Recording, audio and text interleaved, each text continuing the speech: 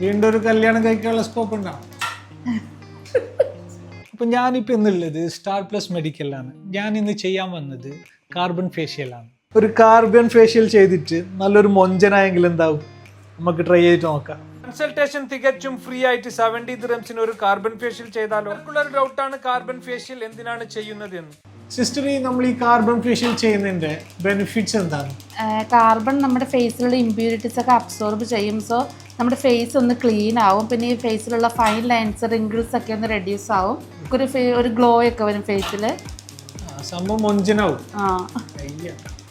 ഇപ്പോഴോ? അപ്പൊ നമ്മൾ യുദ്ധം കഴിഞ്ഞിരിക്കുകയാണ്. ഇത് നമ്മളെ കാർബൺ ഫേഷ്യൽ ചെയ്തിരിക്കുകയാണ്. 60 ദിർഹംസിന് ഒരു ഫ്രീ കൺസൾട്ടേഷനും ടൂത്ത് ക്ലീനിങ്ങുമായാലോ? എത്ര നാളായി ഇപ്പം ക്ലീൻ ചെയ്തിട്ട്? സ്റ്റെയിൻസ് ഉണ്ട്, താഴെ കുറച്ച് ഡിപ്പോസിറ്റ്സ് ഒക്കെ ഉണ്ട് കേട്ടോ.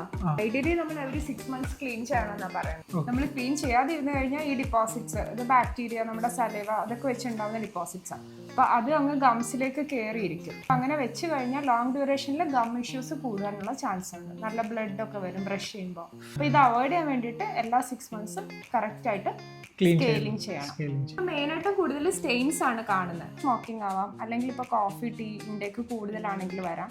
അതല്ല, പിന്നെ ഒരു ടൈപ്പ് ഓഫ് ബാക്ടീരിയ ഉണ്ട്, ക്രോമോജനിക് ബാക്ടീരിയ. അതുണ്ടെങ്കിലും ഇങ്ങനെ വന്നുകൊണ്ടിരിക്കും. ഇപ്പൊ കണ്ടിട്ട് കൂടുതലും കോഫി ടീ സ്റ്റെയിൻസ് ആയിട്ടാണ് തോന്നുന്നത്.